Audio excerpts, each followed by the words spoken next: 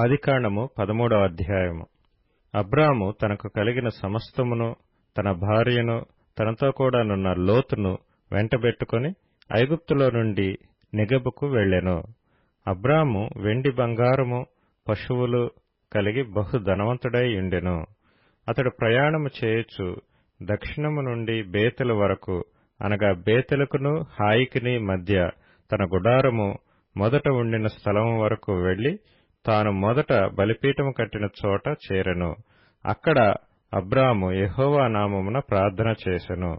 అబ్రాముతో కూడా వెళ్లిన లోతుకును గొర్రెలు, గొడ్లు, గుడారములు ఉండెను గనుక వారు కలిసి నివసించుటకు ఆ ప్రదేశము చాలకపోయెను. ఎందుకనగా వారి ఆస్తి వారు కలిసి నివసించలేనంత విస్తారమై ఉండెను.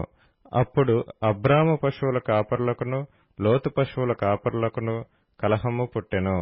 ఆ కాలమందు కనానీయులు, పెరిజ్జీయులు ఆ దేశంలో కాపురముండిరి. కాబట్టి అబ్రాము, మనము బంధువులము గనుక నాకును నీకును, నా పశువుల కాపరులకును నీ పశువుల కాపరులకును కలహముండకూడదు. ఈ దేశమంతయు నీ ఎదుటనున్నది కదా, దయచేసి నన్ను విడిచి వేరుగా నుండుము. నీవు ఎడమ తట్టునకు వెళ్లిన ఎడల నేను కుడి తట్టుకును, నీవు కుడి తట్టునకు వెళ్లిన ఎడల నేను ఎడమ తట్టునకును వెళ్ళుదునని లోతుతో చెప్పగా, లోతు తన కన్నులెత్తి యొర్దాను ప్రాంతమంతటిని చూచెను. యెహోవా సొదొమ గొమొర్రా అను పట్టణములను నాశనము చేయక ముందు సోయరుకు వచ్చు వరకు అదంతయు యెహోవా తోట వలెనో ఐగుప్తు దేశము వలెనో నీళ్లు పారు దేశమై ఉండెను.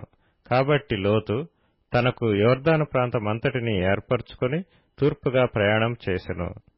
అట్లు వారు ఒకరినొకరు వేరైపోయిరి. అబ్రాము కనానులో నివసించెను. లోతు ఆ మైదానమందున్న పట్టణముల ప్రదేశములలో కాపురముండి సొదొమ దగ్గర తన గుడారము వేసుకొనెను. సొదొమ మనుష్యులు దుష్టులను, యెహోవా దృష్టికి బహు పాపులునై యుండిరి. లోతు అబ్రామును విడిచిపోయిన తరువాత యెహోవా, ఇదిగో నీ కన్నులెత్తి నీవు ఉన్న చోట నుండి ఉత్తరపు తట్టు, దక్షిణపు తట్టు, తూర్పు తట్టు, పడమర తట్టును చూడుము. ఎందుకనగా నీవు చూచుచున్న ఈ దేశమంతటిని నీకును నీ సంతానమునకును సదాకాలము ఇచ్చెదను. మరియు నీ సంతానమును భూమి మీద నుండు రేణువుల వలె విస్తరింపచేసెదను. ఎట్లనగా ఒకడు భూమి మీద నుండు రేణువులను లెక్కింపగలిగిన ఎడల నీ సంతానమును కూడా లెక్కింపవచ్చును.